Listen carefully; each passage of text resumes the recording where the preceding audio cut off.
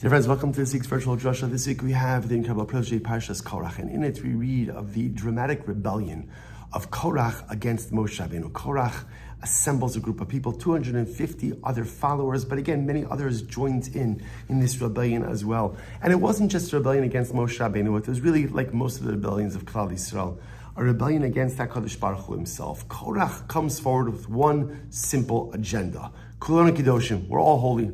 We're all holy.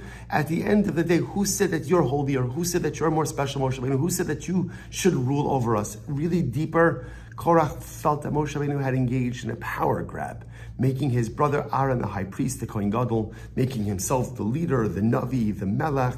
And of course, Rashi HaKadosh explains that Korach himself passed over for a promotion. He felt that he should have been the leader of his particular tribal family, and he felt passed over for that. But in any event, Korach comes to Moshe Rabbeinu and he launches a multi-layer rebellion. Before he really goes after Moshe, he really goes after the rulings of Moshe Rabbeinu. And he tries to create a construct where Moshe Rabbeinu is simply making stuff up. And once you could prove that Moshe Rabbeinu is making stuff up, it delegitimizes the leadership platform of Moshe Rabbeinu. The Medrash says something amazing. V'chein amar lo. So Korach comes to Moshe and he says the following: Talis shekula tcheles. Tell me, Moshe, there's a mitzvah of tcheles. The mitzvah of tcheles says that when you have tzitzis are the ritual fringes that we wear on the four corners of our garments. And the Torah says you're supposed to make one of those strings tcheles. The special dye, special blue dye that comes from a unique aquatic creature. The Gemara Maseches Menachos explains that tcheles domel yam. The tcheles is supposed to remind us of the sea. Yam domel rakia. The sea resembles the heavens. Rakia domel kisi hakoved. And this heavens resemble the throne of HaKadosh Baruch Hu's glory. So the whole point of the tcheles is to remind us of the Ribbon Shalom. So Korach says that it comes forward with a very simple question. He says, Moshe, let me ask you this question. What happens if you have a talis where the entire cloak is made of tcheles? Do you still have to go ahead and put one string of tcheles or not? Amar la Moshe, him. Moshe says, of course, that's the mitzvah. The mitzvah is that one of the strings of the tzitzis should be tcheles. Amar la Korach, kol elu hadvarim sha'at ta'omer midai tchaim. Korach says, Moshe, you are literally making this stuff up. It doesn't make any sense. Elachut shal tcheles poter. If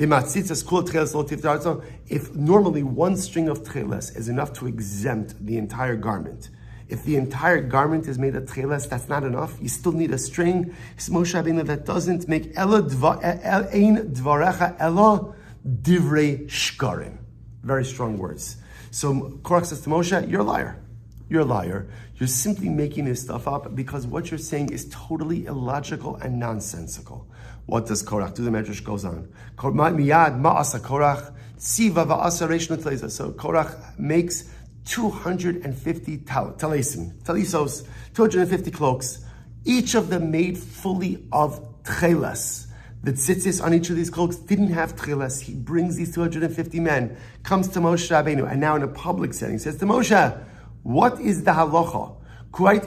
So what is the halacha? Moshe. So you have to imagine the scene. The Medrash says, "Baboker hishkimu v'halchu lebeis midrash shel Moshe." In the morning, they appeared to Moshe Rabbeinu. They came to his beis medrash, wherever that was. They came to his beis medrash, and they say, "Moshe, we're all wearing cloaks that are fully made of tcheles. Tell us, Moshe, do we still need to have one string that is of tcheles?" And Moshe Rabbeinu says, "Yes." To which, again, Korach and now all of his followers say, Ein elu divrei habore ela dvarecha. Moshe, you're making it up. It's not the words of God. Ve'en divrei bados. You're lying. So they essentially call Moshe Rabbeinu a liar, and everything centers on this mitzvah of tzitzis. Now, that happens to see the Medrash brings down other examples of things that Korach did, but the tzitzis motif keeps on happening over and over and over. Korach comes with a talis that is all tcheles. Does it still need a string of tcheles? Moshe says yes, and Korach says, you see, this sheer illogicite of what you're saying is indicative of the fact that you're making this stuff up and you have seized the reins of leadership for what you want, for your own personal agenda, your own personal purposes. You're not an appointee of God, and therefore, again, this caused the whole leadership construct into question. The Shem Shmuel, the Sakrit Rabbi, asks a very simple question. He says, V'tzarach lahavin, mipnei ma chalak dafka misras tzitzis. Why tzitzis? In other words, let's be honest. There's a lot of things in Yiddishkeit that don't appear to be logical. A lot of things, right? So why this? And by the way, tzitzis, I don't think that tzitzis is the mitzvah that keeps us up at night. I think that there's a lot of things when you do a deep dive into Yiddishkeit, and we know, of course, we accept it, we embrace it all, but definitely part of our religion is doing things that may not be logical, or may not feel logical, or may not appeal to our human logic. So ask the Shemi Shmuel, Korach, come on, you can do better than that. Why are you bringing up tzitzis? And the Shemi Shmuel gives a beautiful answer. He explains. He says, Kashem, Shetalis Shakula Treles, Hasvar no Sena Shepturmet says, it's always Korach's logic. Korach's logic is like this. Treles obviously is a very holy color. So Korach's logic was that a garment that is full treles should not need one string of treles. If the garment is already holy, then you don't need the one string. The metaphor, of course, being the garment representing the collective, the string representing the leader. If the garment is all holy, like Klal Yisrael, the garment is all treles, it's all holy, then you don't need a string of treles. Then we don't need a Moshe Rabbeinu. So Korach's whole point was, if the nation is kulam kiddoshim, if the nation is all holy, I don't need a Moshe Rabbeinu. We don't need a leader. All of Klal Yisrael is fit. All of us could communicate with God. All of us could have that direct connection. We don't need Moshe Rabbeinu. Just like the talis that's all treles, ultimately, again, shouldn't need one string of treles. So to all of Klal Yisrael, which is holy, Moshe, we love you. Well, we don't really love you, but we certainly do not need you. Shem Shmuel. But perhaps there's something deeper happening over here. There is something very unique about the mitzvah of tzitzis. If we look about how tzitzis is framed in the Torah says, this is in Dvarim. Torah says, Lo silbash shatnis tzemerov ishtim yachtav. Torah introduces us to the mitzvah of shatnis. Mitzvah shatnis says you cannot wear wool and linen together. Interestingly enough, what follows that pasuk? Gedilin taselach al arba kanfos kususkasher techaseba. Right after the prohibition of shatnis, the Torah introduces the mitzvah of tzitzis. Right? Literally make fringes for yourself on the four corners of your garment. And the Gemara in Maseches Nosir, Daf Mem Alef on base 41b, notes this juxtaposition. What's the pshat? Why does the Torah go ahead and juxtapose the mitzvah of tzitzis to the mitzvah of shatnis? Essentially, the Gemara tells us why. Because although there is a mitzvah of shatnis, a prohibition of shatnis, there is one mitzvah which trumps shatnis. And what's that? Tzitzis. That if you want to make tzitzis a woolen garment and linen strings, you have the ability to do that. Right? That tzitzis has the ability to defer, right? To trump the mitzvah of shatnis. And in fact, the Gemara says, listen to this, what is this called? This is called asi asei v'doche lo sasei. This becomes a very important halachic construct, that a positive mitzvah could set aside a prohibition. And there are many different examples of this, but tzitzis is the paradigmatic example. The aseh, the positive commandment of tzitzis, overrides the prohibition of shatnis, hence the juxtaposition. You can't wear shatnis, but tzitzis can be made of shatnis, because the aseh, the positive commandment of tzitzis, ultimately again defers the prohibition of shatnis. Aseh, docha lo saseh. And the Sfarim bring down something so beautiful. They say this concept of aseh, docha lo saseh, is not just a halachic construct, that literally a positive commandment could go ahead and set aside a prohibition. But the Sfarim explains something so beautiful, that aseis and lo sa'aseis represent kind of two different buckets of life. The aseis represent the positive commandments, so to speak, represent the things that are going well. Right? Things that are going well, things that are going according to plan, things that Baruch Hashem are just good, beautiful, whole, intact. The lo sa'aseis, the prohibition, that represents all the things in life that are broken, all the things in life that are misfiring, all the things in life that are simply off the rails.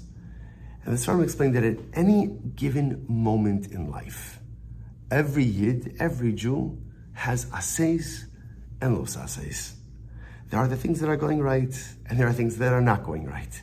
There are things that I'm happy about, and the things that are just like so tzibrach and so broken, so overwhelmed, so saddened by.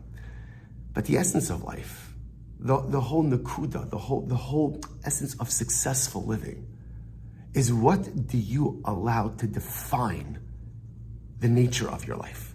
What do you allow to define your personalistic human condition? When you look at your life, what do you see? Do you see all the stuff that's broken, all the stuff that's in a state of disrepair, to the exclusion of all of your brachas? Or are you able to see the beautiful things in life as well? Not that the beautiful things, the good things, the intact things, make the broken things go away, But essentially, what frames your life perspective? Is it your ases or your los ases? The stuff that's whole or the stuff that's broken? The blessings or the curses? The stuff that's good or the stuff that's bad? Every single one of us in any given moment of life has both of these life buckets. But which bucket defines your perspective? That is the fundamental million-dollar question of the human condition. And in fact, the Sarim says so beautifully. What does the Gemara tell us? What do Chazal tell us? Asi asei v'doche lo sasei. Successful living is all about allowing your personalistic ases to set aside, to move aside, to peripheralize your los ases. How do you define your life perspective? By what's broken or by what's good? And so much of successful living is allowing the good, the whole, the beautiful, the meaningful parts of your life to take dominant center stage and to push the los ases, to push the negative stuff, the broken stuff to the side. It's there. It's there. Of course it's there. I'm not ignoring it and I have to deal with it. But I don't have to allow the stuff that's broken to be the dominant feature and fixture of my life, to determine my perspective. And this is the greatest challenge of the human condition. On any given day, there's problems. And you could allow your problems to overwhelm you. And you could allow your problems to determine literally, again, the glasses through which you see the entire world. And the sky's full and everything. Or you could say, okay, I've got these problems and they're significant and they're meaningful. And yes, I can't ignore them. They're not going to go. I have to deal with them. But that doesn't define my life. What defines my life are the ases.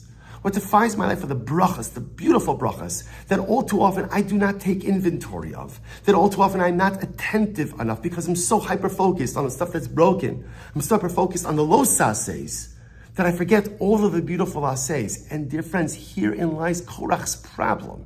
At the end of the day, what was Korach's rebellion about? Korach, Rashi HaKadosh says, was passed over for a promotion. He felt, as we said before, that he should have been the leader of his family. He didn't get it. He didn't get the job. He didn't get the job for whatever the reason. He wasn't most qualified, he didn't get the job. Korach, there's one piece of your life that you're unhappy with. Korach was a big tzaddik. Korach was wealthy. Korach was influential. Korach had a family, he had a wife, he had kids. What do you want? Look at all of those brachos. Tzaddik, wealthy, wife, kids. What more okay, I got it. You didn't get the job. I'm sorry. I know it hurts. You got passed over. But that's how you're going to define your life? And the answer is yes. And that's why perhaps Korach's whole rebellion was focused on Tzitzis. Because the irony is that Korach was trying to discredit Moshe through the one mitzvah that could have saved Korach. Because the entire hashkafa of Tzitzis is asi asei v'docha los asei. Allow the positive to go ahead and set aside the negative. Allow the things that you have in life to determine your perspective, and don't hyper-focus on the things that are broken. But Korach didn't, and that's the irony. He keeps coming before Moshe Rabbeinu first with his own tzitzis. Then he gets 250 people with tzitzis. And the irony, the tragic irony, is that the hashkafa of the one mitzvah that could have saved him, he was just blind to it. Korach chose to determine the totality of his existence by the one thing that wasn't working, and ignored all of the beautiful brachos that he had. That was Korach's failure. That was Korach's downfall. The one mitzvah of tzitzis which could have saved him became the very source of his undoing. But the mitzvah, the hashkafa, is so important for us. Asi, it's like a bumper sticker. Asi asei v'docha los asei. On any given day, there's so much stuff that's broken.